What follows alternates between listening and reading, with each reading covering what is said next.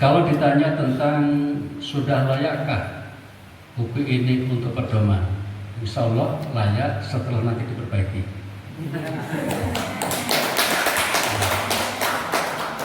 Kalau bisa kita itu harus pandai-pandai menghargai karya orang.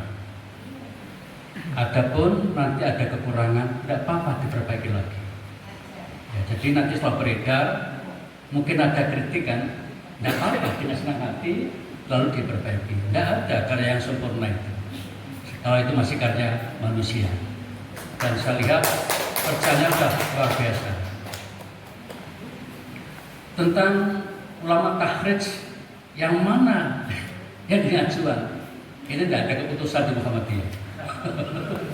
Jadi masing-masing orang, kemudian masing-masing ustadz menurut saya itu ketika menemukan itu dari Albani ya dipakai, dan juga tidak selalu menyetujui pendapat Albani, tapi dalam banyak hal ya setuju lah. Demikian juga Ibnu Asakir ya. Jadi artinya silakan mana saja ulama yang pernah mentakhrij ya.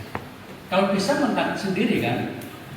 Kalau bisa. Kalau saya mengajar di UIN walaupun semester 1 udah saya jadi mentakhrij. Sehingga setiap satu semester itu misalnya mahasiswa saya kemarin 200 orang, saya menyiapkan 200 hadis untuk ditakhrij mahasiswa itu dengan menggunakan digital. Dan sekarang kan digital ya, bisa dengan mudah. Nah, misalnya ada hadis soft, ada ensiklopedia itu dengan di situ mudah. Misalnya si A ini melahir kapan, apapun terlalu tentang perawi ini itu ada semua di istilahnya apa ya? Dalam bahasa komputer itu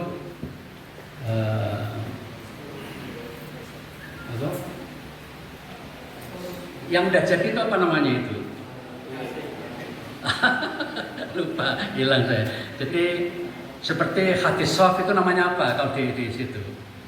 Nah, aplikasi lah ya, semacam gitu ya. Jadi dari aplikasi ini mahasiswa bisa melakukannya walaupun dengan cara sederhana. Paling tidak saya ingin memberi kesan pada mahasiswa bahwa ulama dulu itu luar biasa, kerja keras, bersungguh-sungguh untuk bagaimana bisa menemukan atau menilai hadis sahih atau tidak.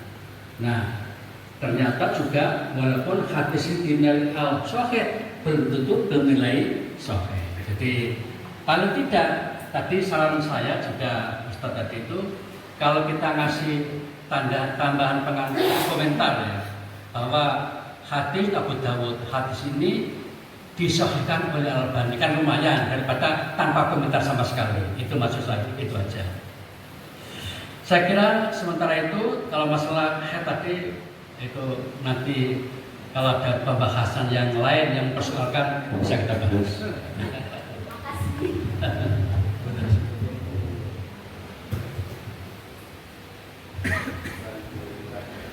Bismillahirrahmanirrahim.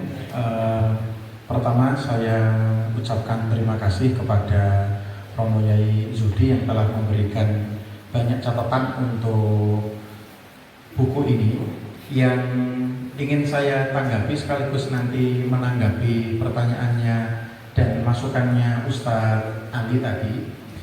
Buku ini yang pertama sengaja tidak dikasih status hadisnya karena memang pada saat itu asumsi saya adalah ketika saya kasih nomor itu yang baca merujuk sendiri dan bisa melihat sendiri status hadisnya.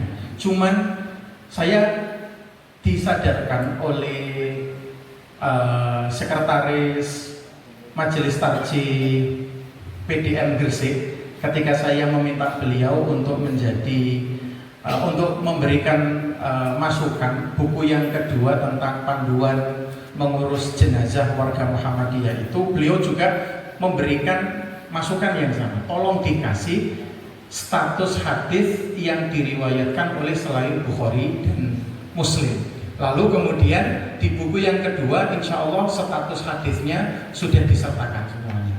Dan kemungkinan nanti setelah buku ini direvisi akan ditambahkan juga status hadisnya. Meskipun saya tidak menyebutkan siapa yang mensohihkan, siapa yang mendoifkan, siapa yang menghasankan, saya tidak sebutkan sampai sedetail itu. Kecuali nanti kalau terus kemudian dipandang perlu, maka mungkin nanti akan saya tambahkan lagi. Tapi untuk sementara saya hanya menyebutkan status hadis ini sahih, hasan, dhaif.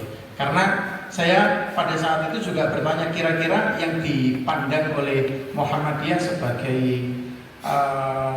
representasi yang cukup otoritatif menjadi rujukan takris hadis itu siapa, beliau juga tidak menjawab, hanya menyebutkan nama-nama sebagaimana tadi yang disebutkan oleh Romo Yai Zuhdi. Bisa Syekh Nasruddin Albani, Ahmad Syakir, Al-Arnaud dan lain sebagainya. Akhirnya saya mencukupkan, udah yang penting masyarakat tahu ini sahih, ini dhaif atau gimana.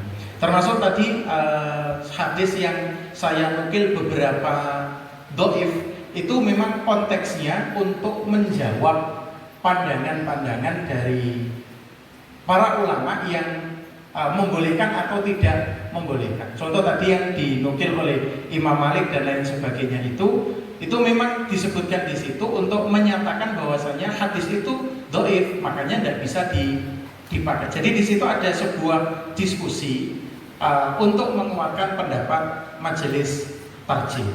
Jadi kadang-kala tadi tambahan dari Romo Yai Zuhdi juga menyebutkan ada pendapat yang lain, tidak saya sengaja tidak dituliskan itu karena biar tidak membuat yang membaca makin bingung. Cukup ini loh pendapatnya Muhammadiyah, tidak pendapat yang reno-reno macam-macam sehingga membuat masyarakat kita loh iki kok beda meneh, iki kok beda meneh. Soalnya pengalaman saya di Pantura Lamongan itu ketika menyebutkan fikih, kemudian banyak pendapat diutarakan, justru yang menjadi dalam tanda kutip korban itu masyarakat.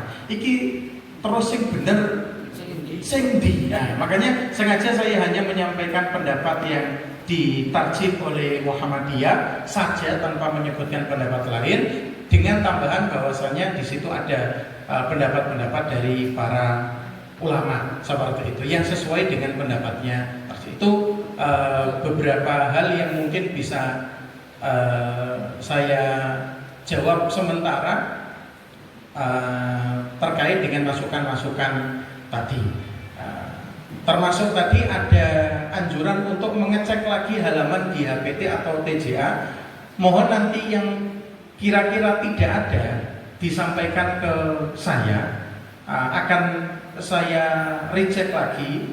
Karena memang mungkin tahun terbitnya berbeda sehingga halamannya berbeda atau bagaimana.